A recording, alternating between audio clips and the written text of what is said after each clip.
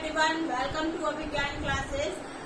अभिज्ञान classes के इस session में आप सभी का स्वागत है। ये वीडियो लेक्चर जो मैंने लॉ से रिलेटेड बनाया है, ये यूपी एसआई एग्जाम 2021 को देखते हुए बनाया है। तो इसमें जो लॉ जो एक हिंदी वाला सिलेबस जब आप देखते हैं तो उसमें इस तरह से दिया है कि भारतीय दंड विधान एवं दंड प्रक्रिया संहिता।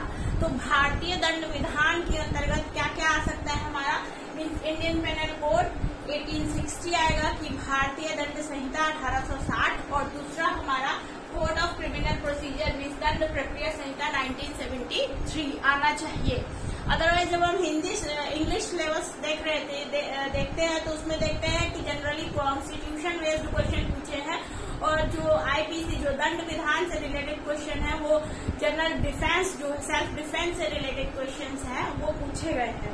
तो आईपीसी को देखते हुए हमें बहुत सेक्शंस में नहीं जाना है, केवल उसकी जनरल एक नॉलेज होनी चाहिए कि इनकेस कोई क्वेश्चन अगर जनरली पूछ लिया जाता है तो आप उसका आंसर चूज कर सके, आप उसका आंसर दे सके। क्योंकि बेसिकली जो एसआई परीक्षा है वो आपकी ग्रेजुएशन के बाद की परीक्षा है, इसलिए लॉ से बहुत डीप में क्वेश्चन नहीं आएगा। दैट इज इम्पोर्टेंट कि आप जाने की सामान्य जो उसके एक वो होता है कि सामान्य जानकारी आपको किसी भी जो भी हमारे यहाँ का दंड विधान है उसके बारे में होनी चाहिए। तो हम इंडियन पेनल कोड 1860 की जब बात करते हैं तो इसके साइलेंट फीचर्स को देख लेते हैं। तो इसका सबसे पहले हमें क्या देखना है? Enactment date. ठीक है, कि ये एनेक्टमेंट डेट इसका कितना है, कि किस दिन बन गया था। तो इसका मतलब इसको जो एसेंट मिला था, जैसे आफ्टर इंडिपेंडेंस जो भी बिल बनते हैं तो उनको एसेंट कौन देता है? प्रेसिडेंट देता है। ठीक है, प्रेसिडेंट की एसेंट मिलती है। लेकिन बिकॉज आईपीसी जो आपका ये लॉ है वो कब का है? 1860 का है। 1860 means at that time when Britishers were ruling over India. ठीक है, जब अंग्रेज भारत पर शासन कर रहे थे तो उस समय तो जो गवर्नर जनरल काउंसिल हुआ करता था वो ही एसेंट दिया करता था। तो इसका जो एनेक्टमेंट है, जिस दिन इसको एसेंट मिला है, वो डेट है 6 अक्टूबर 1860 की। मीन्स 6 अक्टूबर 1860 को इसको गवर्नर जनरल का एसेंट मिल गया था। दूसरी चीज इसकी कमेंसमेंट डेट जाने तो कि किस डेट को ये कमेंस हुआ, किस डेट से ये एनफोर्सेबल हुआ। तो देखिए 1860 में इसको एसेंट मिला है, एनेक्ट हुआ है, बन गया था ये, लेकिन लागू कब से हुआ? 1 जनवरी 1862 से, 1862 से। मीन्स टू से कि यहाँ पर आपका 60 से 61 और 62 लगभग अप्रोक्सीमेट 1.5 साल से ऊपर 2 साल के एवरेज में आ गए, तब ये लागू हुआ है। उसके बाद और जनवरी में लागू हुआ है, अक्टूबर में एसेंट मिला है, एनेक्टमेंट हुआ है, बना है। ठीक है, तीसरी चीज आपको याद रखना है कि ये एक सब्सटेंटिव लॉ है। लॉ में अगर जाने तो सब्सटेंटिव प्रोसीजर क्या होता है, एक जनरल स्टूडेंट के लिए ये जानना आसान बात नहीं है। जो लॉ की फील्ड से जुड़ा है उसके लिए तो आसान है कि सब्सटेंटिव लॉ क्या है और प्रोसीजरल लॉ क्या है। तो इन शॉर्ट मैं आपको बताती हूँ कि सब्सटेंटिव लॉ, आईपीसी को, इंडियन पेनल कोड को सब्सटेंटिव लॉ बोला जाता है।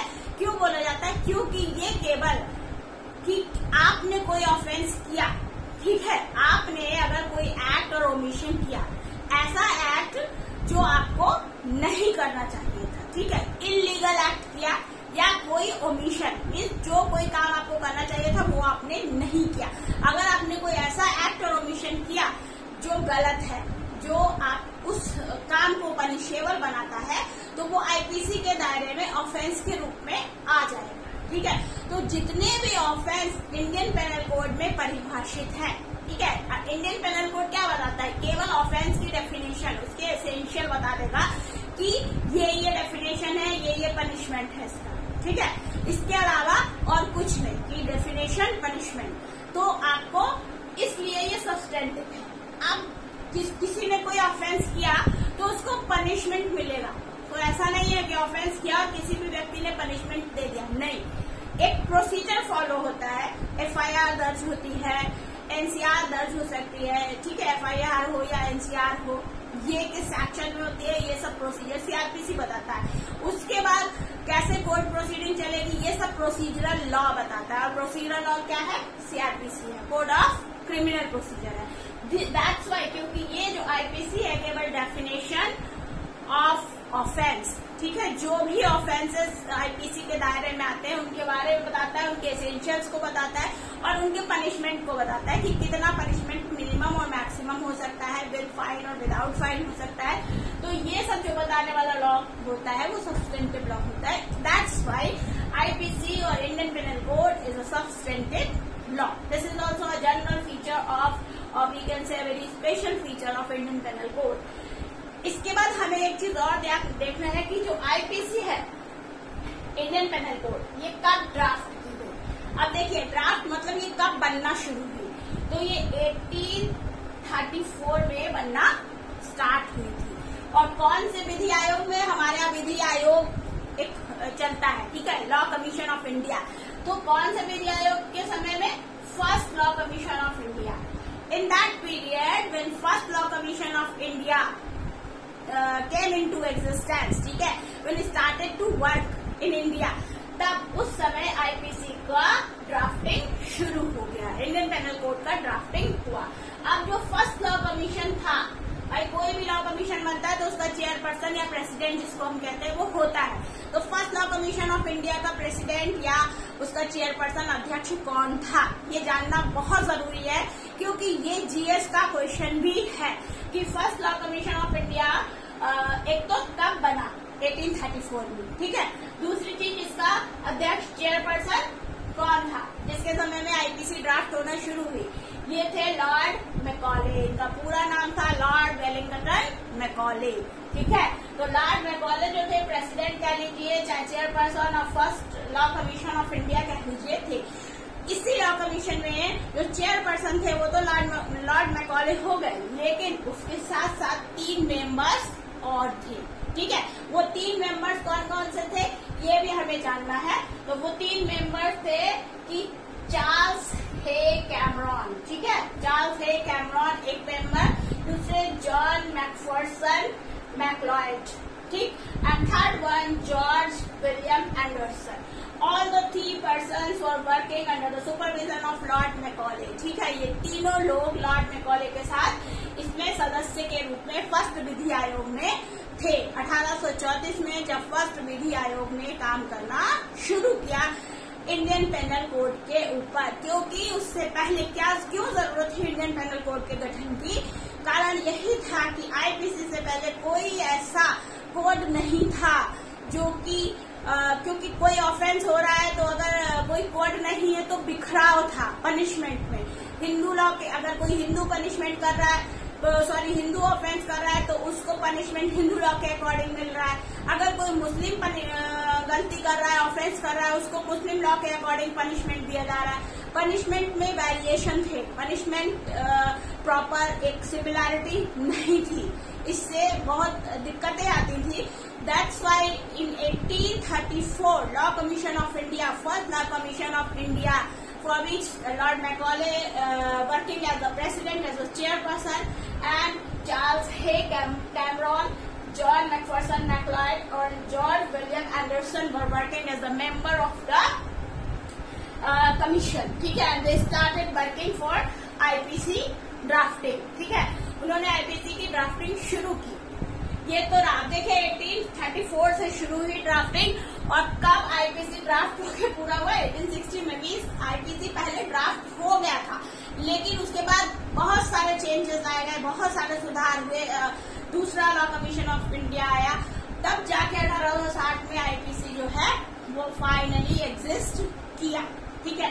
तो ये जो है इसकी हिस्ट्री से रिलेटेड समझ लीजिए या इसके साइलेंट फीचर्स समझ लीजिए इंडियन पेनल कोड के, जो जानना बहुत जरूरी है। जनरली भी पूछा जा सकता है कि first law commission of India कब गठित हुआ, first law commission of India के चेयरपर्सन या प्रेसिडेंट कौन थे, कौन कौन से मेंबर्स थे उसमें, ठीक है। और उसने जो गठन किया आईपीसी का, उसका एनेक्टमेंट किस डेट पे हुआ, आईपीसी कब एनफोर्सेबल हुई इंडिया में, तो ये सारी चीजें जानना जरूरी है। इसके साथ साथ हम कुछ चीज और जान लेते हैं कि जब हमारा पूरा दंड विधान संविधान बन गया, इंडियन पेनल कोड बन गया, एक सब्सटेंटिव लॉ के रूप में एग्जिस्ट करने लगा, तो उसमें कितने चैप्टर हैं और कितने सेक्शन हैं। देखिए 1860 में बना था, 150 साल से भी ज्यादा पुराना कोड हो रहा है, लेकिन फिर भी आज की परिस्थितियों में भी वो सरवाइव कर रहा है। आज की परिस्थितियों में भी आईपीसी के अकॉर्डिंग हमारे देश में जो क्रिमिनल लॉ है उसमें पनिशमेंट्स दिए जा रहे हैं, ठीक है, उसके आधार पर ही काम हो रहा है। तो कितना मतलब कितना सोच विचार के साथ, कितना डीप स्टडी के साथ बनाया गया होगा, आप इमेजिन कर सकते हैं, ठीक है। तो चैप्टर इसमें टोटल कितने हैं, 23 चैप्टर्स हैं, और सेक्शंस टोटल कितने हैं, 511 सेक्शन। तो this is the general knowledge related to Indian penal code 1860, जो मैंने एसआई एग्जामिनेशन 2021 के लिए स्पेशली ये वीडियो प्रिपेयर किया है, जिससे कि आप लोग एक जनरल नॉलेज लॉ से रिलेटेड, आईपीसी से रिलेटेड समझ सके। आई होप कि आप लोगों को ये वीडियो पसंद आया होगा।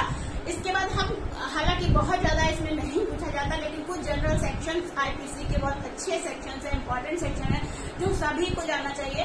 तो हम उन एक दो जो भी 10-15 सेक्शंस रहते हैं, मैं उन पे आगे के वीडियो लेक्चर्स में डिस्कशन करूंगी, और साथ साथ सीआरपीसी का भी आपको एक जनरल इंट्रोडक्शन दे दूंगी। तो आज के वीडियो में इतना ही। अगर आपको मेरा ये वीडियो पसंद आता है तो इस वीडियो को लाइक कीजिए, सब्सक्राइब कीजिए और मैक्सिमम नंबर ऑफ स्टूडेंट तक शेयर कीजिए, जिससे कि वो लोग एसआई परीक्षा की जो भी स्टूडेंट तैयारी कर रहे हैं वो घर बैठकर कुछ बेनिफिट ले सके। Because the circumstances are not favourable nowadays, coaching are not working properly, offline coachings are not available, that's why everyone want to do study, but how, this is the problem। तो अगर आप मेरे channel अभिज्ञान classes से जुड़े रहते हैं तो मैं आपको समय समय पर अपडेट मिलते रहेंगे, और मैं कोशिश करूंगी कि जो भी मैक्सिमम पार्ट है इस एग्जाम से रिलेटेड उनको अलग अलग वीडियो सेशंस में आपके सामने ला सकूं। तब तक के लिए अगले वीडियो चैनल में मैं फिर अगले वीडियो सेशन में मैं आपसे फिर मिलती हूँ। तब तक के लिए bye bye. But student wants to study, ठीक है, they want to prepare for the examination, so this is the easiest way. ये सबसे आसान तरीका है कि आप घर बैठे सेल्फ स्टडी करिए। उसके साथ साथ आप इस चैनल से अभिज्ञान क्लासेस से अगर जुड़े रहेंगे तो आपको नए नए इस एसआई एग्जाम के सिलेबस से जुड़े हुए नए नए टॉपिक्स पर वीडियोस मिलते रहेंगे समय समय पर, जिनसे आपको आपके एग्जामिनेशन प्रिपरेशन में काफी हेल्प मिलेगा। आई होप आपको आज का ये वीडियो पसंद आया होगा। जल्द ही नेक्स्ट वीडियो लेक्चर में और एक नए टॉपिक के साथ आपसे फिर मिलती हूँ। तब तक के लिए बाय बाय।